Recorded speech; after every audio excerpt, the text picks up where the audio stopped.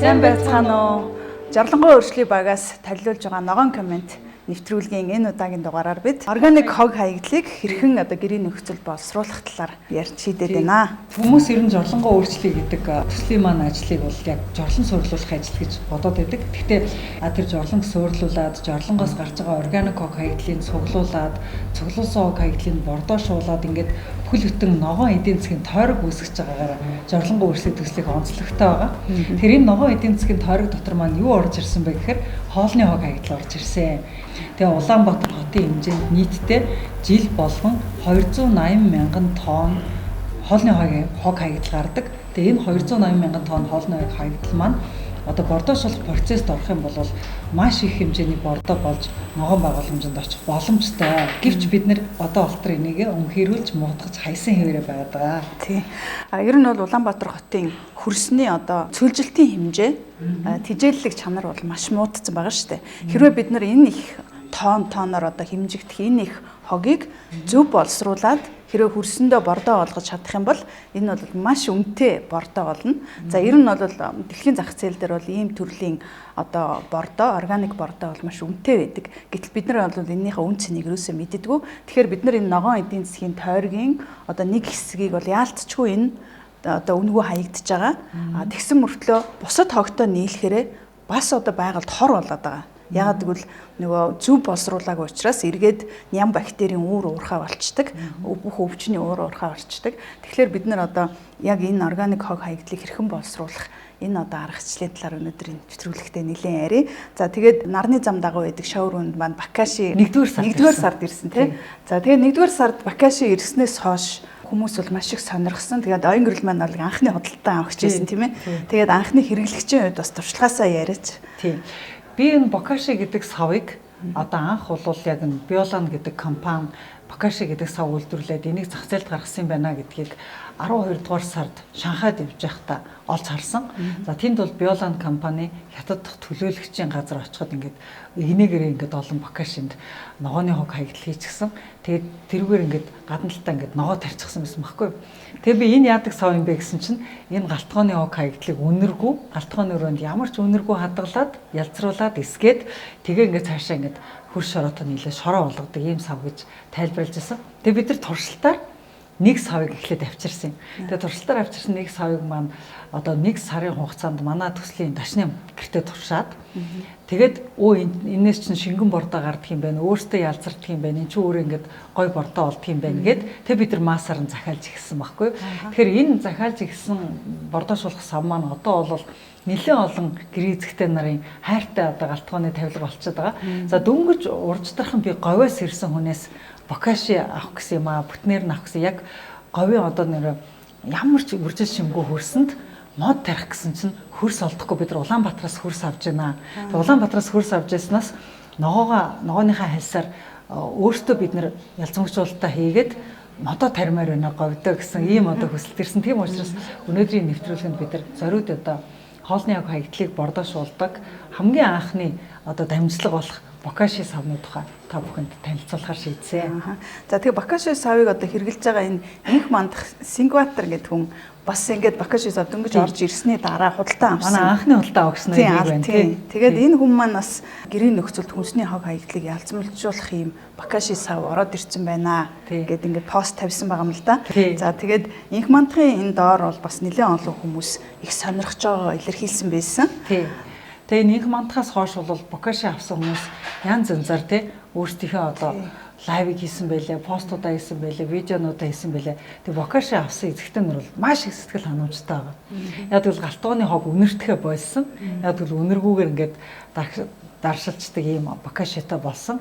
Манайхны бас нэг сонирхолтой соёл бас ажиглагдж байна л да. Яагаад тэгэхээр нэгнийхээ яг хэрэгжилж байгаа тэр процессыг айгүйх асуудаг болсон. Тэгээ яг яаж үйлчилдэг юм бэ? Яг ямар үр дүн гардаг юм бэ гэдэг. Тэгээд нөгөө худалдаж авсан хүмүүс маань бас айгүй туршлага илэн далангуу хуваалцдаг болсон байна тий.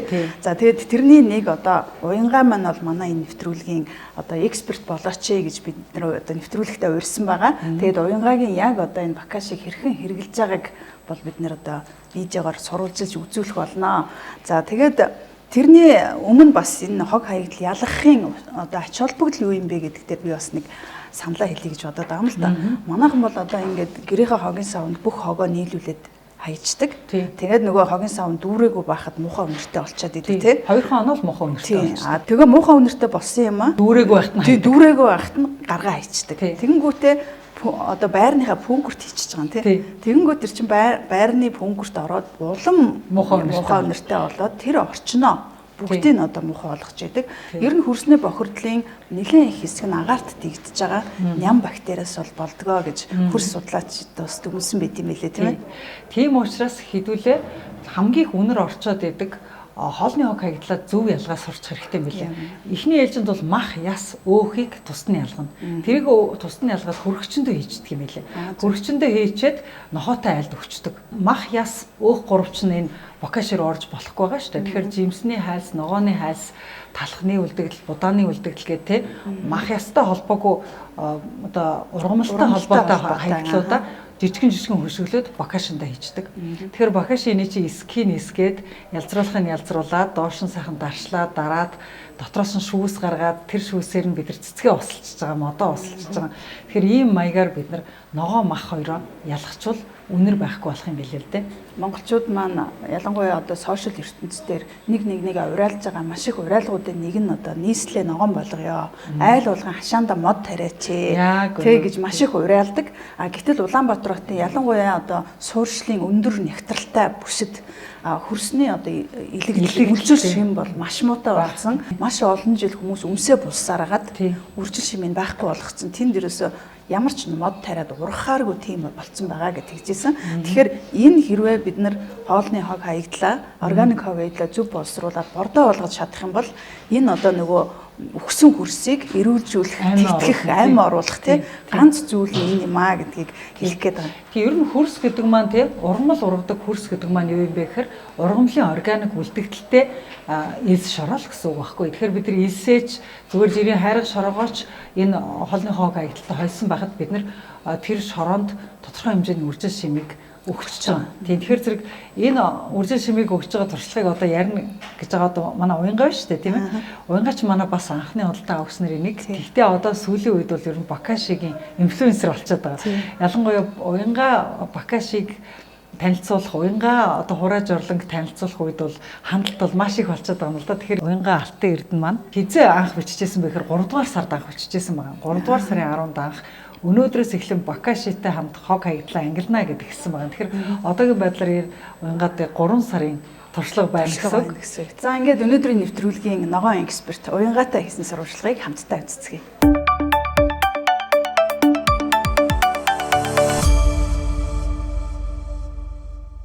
Сайн байцгаана уу? Та бүхэнд энэ өдрийн минь төргий. Намайг Уянгаа гэдэг. За тэгэхээр миний хувьд бол надад 2 шиг юм жижигхэн Bokash сав байгаа. За нэг маань бол одоо ингээд дүүрчихсэн өнөөдөр би султахад бэлэн болчихсон байгаа. За улаан сав маань бол одоогоор хараахан дүүрээгүй байгаа. За тэгэхээр өнөөдөр би дүүрчихсэн Bokash-ныхаа одоо ялцмагчсан байгаа энэ хүнснийхэн хог хаягдлыг бордоошлохт нөө том сав руугаа ингээд хийхээр бэлтгэсэн байна. Ингээд бордоошлох сав руугаа явцгаая. За ингээд 24 цаг онгоолгоогүй битүүмжлэгдсэн байгаа. Бордоошлох савн дээр ирээд байна. За тэг хэдүүлээ одоо онгоолгонгууд энэ ч угаас нь 24 цаг ингээд битүү халуун орчинд байцсан болохоор мэдээж айгүйх ууртай. Тэг өөрөө температураа заасан ингээд битүүмжлэгдсэн орчинд байж байгаа болохоор хэдүүлээ онгоолгонгуудаа газ хутгаж агаад тэгээд юугаа ялцамгаа хийгээд тэгээ үрцээ хийгээд тэгээ хутгаж агаад газ таглана гэсэн. Маш хурдан хугацаанд гэтээ маш сайн хутгаад хийвэл илүү үр дүнтэй шүү. За ингээд хэдүүлээ хамт задлцгаая. Энэ нэр аягүй гоё нэг бороо ортны дараа үнэр шиг үнэртдэг юм байна. Аяйгүйгаа үнэртэж байна. За ингээ амаас бүгдийг нэгээ султгачлаа. За одоо хэдүүлээ тэгэхээр энэ дээрээ үрцээ хийх хэрэгтэй байгаа. За үрцээ болохоор нэг бүтэн Bokash султгсан тохиолдолд ерөөдөө иймэрхүү жижиг хүрзээр 5-6 халбаг үртэс хийгээд тэгээ сайн хутгаж өгнө гэсэн үг шүү. За ингээ үрцээ хийсэн дараа одоо үртэс нөгөө саяны ялцмаг хоёроо сайхан холиод хутгах нь. Энэ өөрийнх нь нэг савныхан хутгуур нь болохоор ийм юутай юм байна. Дэлбэ шиг юмтай байна. Тэгээд доош нь оруулж агаад гарахтаа энүүгээрээ ингээд гой сэндичээс хэрэгжүүлээд тэгээд гарахад айгу амар. Хутгуур нөрөө зориулттай болохоор айгу амар юм байна нөө. За ингээд хамгийн анхных шиг нөгөө нэг чигээс нөгөө чиг рүү ингээд явуулаад бүдээ сав хутгаад өгч. За ингээд тутгаад дуучлаа. Одоо хэдүүлээ таглаад тэгээд дахиад 24 цаг хүлээнэ гэсэн үг шүү. За ингээд битүүмжилж. За та бүхэндээ бас сонирхолтой байж магадгүй гэдний туршилтаасаа хуваалцъя гэж бодлоо л да. Тэгэхээр өмнөх Бокашинаас гарсан яалцамгаа би ямар нэг өвчтөй холилгүйгээр нөгөө шууд юм дан ис. Одоо энд бол ингээд дан ис цацсан байгаа байхгүй. Тэгэхээр илсэн дотор би нэг яалцамгаа ингээ булаад за тэгээ хэсэг хугацаанд дараа харсан чинь хартаа ингээд нөгөө илсний маань доотлын давхарга маань ингээ хар шороо болж үүсч эхэлж байгаа байхгүй юу. За та бүхэн харж байгаа тийм. Энэ бол одоо хитгэн онцсон байгаа байхгүй юу. Тэгэхээр энэ маань ингээд улам ингээд олон хоноод байна гэх юм бол энэ өөрөө эсний маань давхарга маань ингээд дээшлээд хар шороо маань ингээд одоо борлоод ингээд ерөөхдөө бол хөрс рүүгээ болж эхэлж байгаа гэсэн үг байхгүй. Тэгэхээр энээс харах юм бол энэ бордоошуулах савнаас гарч байгаа энэ яалцмаг маань болохоор ерөөхдөө одоо ингээд энэ цөлчсөн байгаа ис ч юм уу. За одоо ингээд ямар шин тэжээлгүй болчихсон одоо хөрсийг тэ дахин нөхөн төлжүүлэх сэргээх хамгийн чухал бас түүхий бас боломжтой гэдэг юм энэ жижигхэн туршилтаар ингээд та бүхэн харах боломжтой юм шүү. За ингээд офсхийн гадаа ямарсаа хүрээд ирлээ. Тэгэхээр яг сарын өмнө би яг энэ модны тогоон дотор Бокашигаа өвцтэйгээ холиод одоо энд булсан байгаа да. Энийгээ задлаад тэгээд хар шороотойгоо холиод жоохон өвц сольж агаад тэгээд шороон дотроо буулъя дөхөө. За эхэлцгээе. За ингээд энэхүүдээ бүх орцоо хийгээ холцсон. За ингээд багсарсан ингээд бордоотой хөрсөө одоо нэг модныхан доотлол хэдэл ёроолоор ингээд нэгэн жигт дэвсээд өгөх юм биш шүү. За хасаач мөксөөхөн. За ингээд ямарсан бордоогоо хөрстэй болоод дэвсчлээ. Одоо тэгээ хэдүүлээ яг энэ мэтчлээ ингээд ерөөхдөө 4-5 модонд ингэж бордоо болох боломжтой юм байна. Нэг юуг Bokash савыг. За тэгэхээр сарын дараагийн байдал ерөөхдөө болол ерөөхдөө зүлэг маань нэлээд хөөрхөн урагчсан байна. Бокашиг ер нь ямар газар дэвсэх ёстой вэ гэхээр хамгийн үржил шимд муутай одоо цөлжилт явагдаж байгаа хуурайчсан тийм одоо хөрсөнд хэдүүлээ одоо хийснээрээ тэр хөрс маань ингээд баг багаар одоо ирүүлчих юм боломжийг өгсөж байгаа юм шиг. Тэрнээс ч зөвхөн одоо энгийн ургаж байгаа одоо нэг зүлгэн дээр ч юм уу шинэ одоо ингэж хөрсөн дээр бол заавал нэг хийгээд хань тохиромжтой биш юм аа.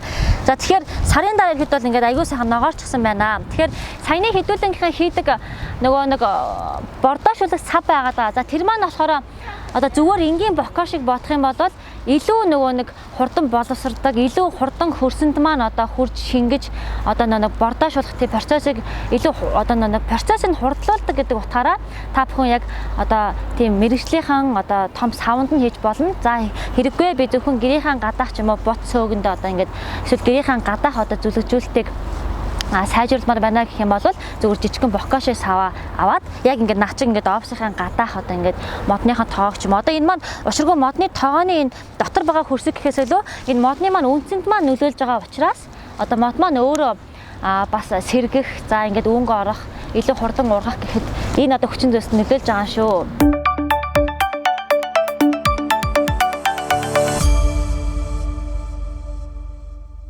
За нэвтрүүлэгтээ эргэн оръё. Уянгагийн сурвалжлага та бүхэнд таалагдсан байхаа гэж найдаж байна. Тэгэхээр уянгаа өнөөдрийн сурвалжлагын дээр хоёр янзын одоо хог хаягдлын менежмент харууллаа шүү дээ тийм ээ. Bokash маань дүүрэх юм бол яг ингээд бордоошуулагч савгүй бол яаж шороотой холох вэ тийм ээ? Яаж одоо хөрсийг өөрийг нь Bokash-гаар ялцруулах вэ гэдэг. Хоёрдугаар арга нь бордоошуулах савтай бол тэр бордоошуулах савнда яаж илүү чанартай бордоо гаргах вэ гэдэг ийм хоёр одоо хог хаягдлын менежментийг танилцууллаа.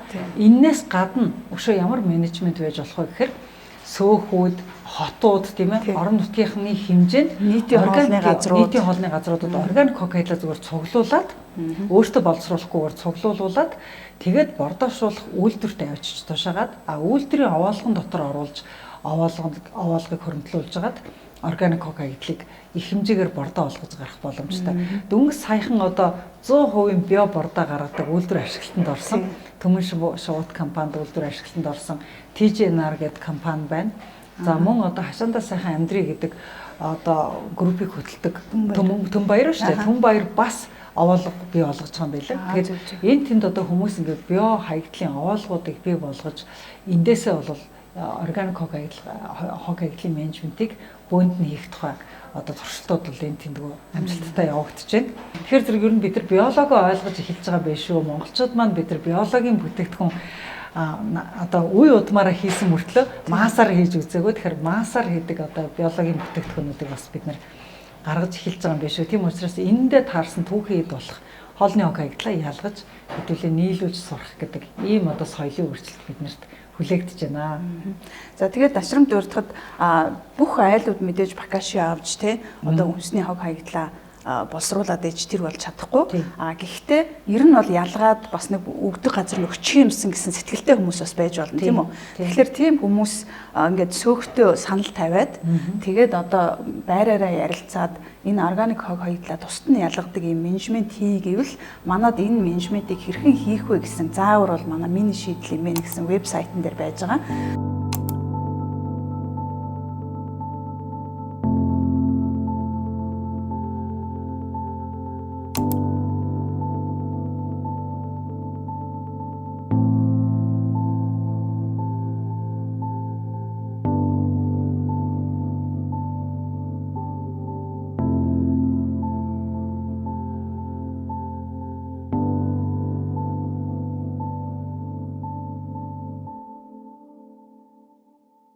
Нэвтрүүлгийн маань анхааран үзэж байгаа үзэгч та бүхэндээ баярлалаа. Бидэнтэй хамтран ногоон үүсэд хүч зорилгоо нэгтгэсэн хамтран ажиллаж байгаа компаниудынхаа танилцуулгыг үзээд хэсэг хугацааны дараа иргэн уулзъя. Бидний амьдралын ихэнх цаг хугацаа ажлын байртаар өнгөрдөг. Тэр сайхан мөчүүдийг хамтдаа хуваалцаж, өглөөний эрч хүчээр өдрийг хамтдаа өнгөрүүлэх хамт олонтой байна гэдэг юу юунаас илүү сайхан.